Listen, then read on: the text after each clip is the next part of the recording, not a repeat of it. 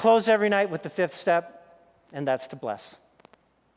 To bless. Don't let a child go to sleep without knowing how blessed they are. So our highs and lows, everybody? Highs and lows. We're going to bring something down, see what God has to say about it.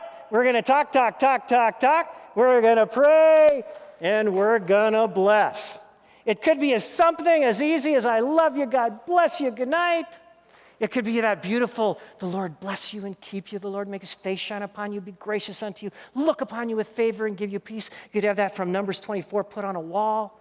It could be something more creative and elaborate that you just make up for your own kid. I made up one that I did in the hallway on the way out. It went something like this. I'm so happy to be your pappy, you don't bother to be your father. Flips my lid that you're my kid. I'm elated that we're related. And Daddy will always love you no matter what. Mommy will always love you no matter what. Jesus will always love you no matter what. God bless you, good night. That's on my blog, by the way, if you'd like the Happy to Be My Pappy litany. Maybe I'll make it into a book someday, yes. Yeah.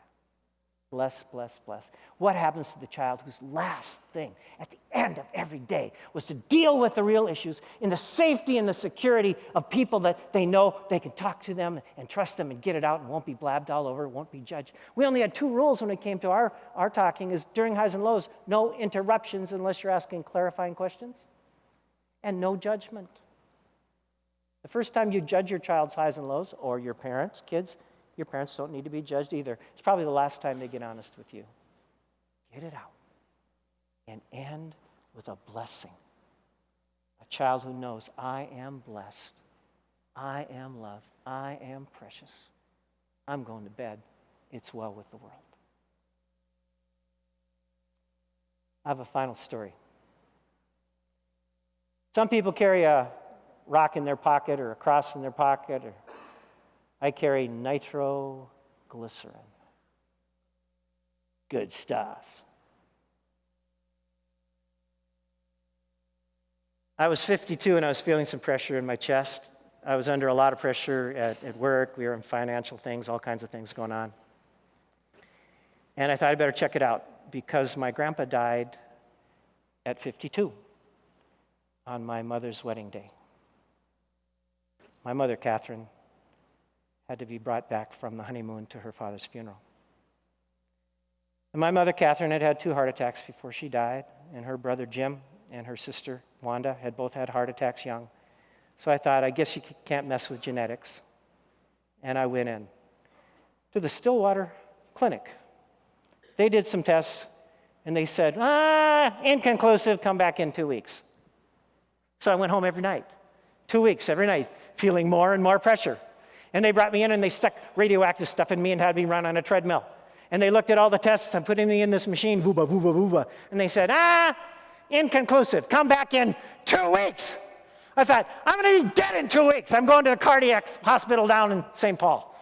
So I went to the cardiac hospital and they said, okay, here's what we're going to do. We're going to stick a needle all the way up into your heart, fill it full of dye. If we find any problems, put a little wire mesh in there, a stent, balloon it up there, take care of you. We do it all the time. And by the way, we only have complications with 1 out of 100,000 people. This did not comfort me because my mother always told me I was 1 in a million. On the night before I was going to get this procedure done, I had to sign these forms. And the last form said I wouldn't sue him if I died. Oh, buddy, if I die, I'm coming for you. I lay in bed till 3 o'clock in the morning, and I couldn't sleep. And the last thing I did, I got to get some things off my chest. I went into my computer. I cleared the entire screen, so full of files. It's a big mess. It's totally chaotic. It's totally chaotic. But I left 2 things there. I left a goodbye letter to my kids, and I left a song that I would often sing them in the hallway. What do you buy insurance for, right? I thought, okay, if anything happens, I will at least have those 2 files sitting there. And the little song I would sing them in the hall went a little like this. Who do you think loves you? Who do you think cares? Who do you think loves to see you at the top of the stairs when he comes home? Who do you think will miss you when you step out into the world? And I'd turn towards Catherine's door. Who do you think will always think of you as Daddy's little girl? Turn to Joseph's door. Who do you think loves you? Who do you think cares? Who do you think loves to see you at the top of the stairs when he comes home? Who do you think will miss you when you come to say goodbye in 2 years? Who do you think will always think of you as Daddy's little guy? And when I'm much too old to hold you on my knee, I'll thank the Lord above that you will always be my baby. Who do you think loves you? I left that on the top of my screensaver and felt some peace and went to sleep. Had to get to the St. Paul Cardiac Clinic, 6 a.m. They opened me up and they found 80% blockage in the coronary artery that goes around the back of the heart. And they put a stent in there. They found 60% blockage in the right side of the heart. And they usually don't do anything until it gets to be 70. And my numbers started jumping all over on the place. So they said, let's just pull this plug now and stop. I woke up in recovery. Arliss was sitting right there. And she said, the doctor was just here.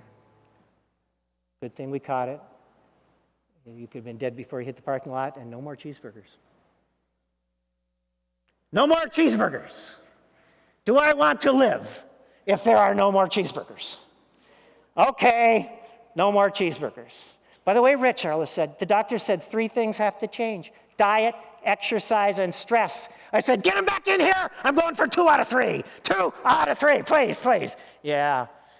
Well, we sat there for a while. I was still groggy, still under medication. And then I remembered that Catherine Elizabeth had just had her wisdom teeth pulled the day before. Arliss was sitting there, my daughter, my beautiful only daughter, sitting at home miserable. And I told Arliss, go home, be with Catherine. I'll be fine. I'm not going anywhere, tubes everywhere. Go home. Now, the thing I didn't tell her was I would feel less stress if she wasn't sitting next to me for 8 hours. Now, men and women suffer in different ways, right? If I walked away from her hospital bed, I got to go do something I got some errands to run, I would be dead. But men and women suffer in different ways. She left. I lay back, and things started turning yellow and spinny. I started getting dizzy. I thought, I'm just coming out of the medication. The nurse came in, and her eyes lit up, and we got an embolism the size of a golf ball here. Let's take care of that. She's putting pressure on, trying to take my mind off of what's going on, and so she does what she's trained to do, and the nurse says, what do you do for a living? I said, well, I help parents survive adolescence. She said, funny thing, I have a 13-year-old who won't talk to me. I said, sweetheart, you can hurt him financially. You tell him if he doesn't have 5 minutes for his mama at the end of the night, you will not have 5 cents for his car insurance when the time comes. And as I was trying to teach her how to do highs and lows and scripture and talk and pray and bless, I started feeling really, really, really weird, like floaty weird. And she said, let's turn you on your side. And that's the last thing I heard before my heart stopped.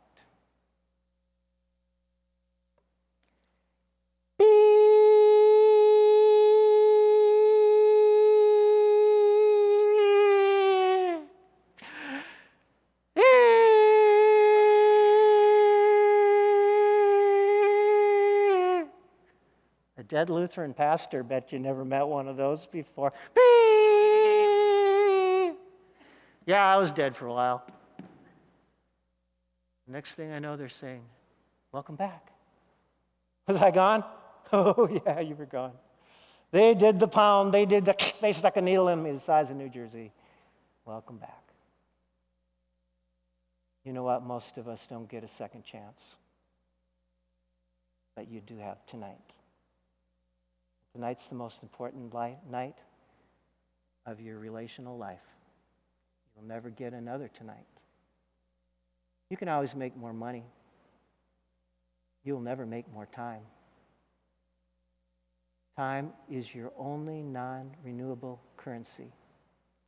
And if you're the average parent in America today, Your kid, 13, they have less than a week of parenting left if you don't change tonight. It's not that hard. 5 minutes. Whoever's going to bed first calls it. Highs and lows, my room. 5 minutes. I have a 21-year-old daughter who comes home and sits on our bed. You can give a gift to your grandchildren. 5 minutes a night. You can give a gift to your world. And don't you think your mother and your dad and your teenagers need some drugs? You've been great. Thank you very much. Good night!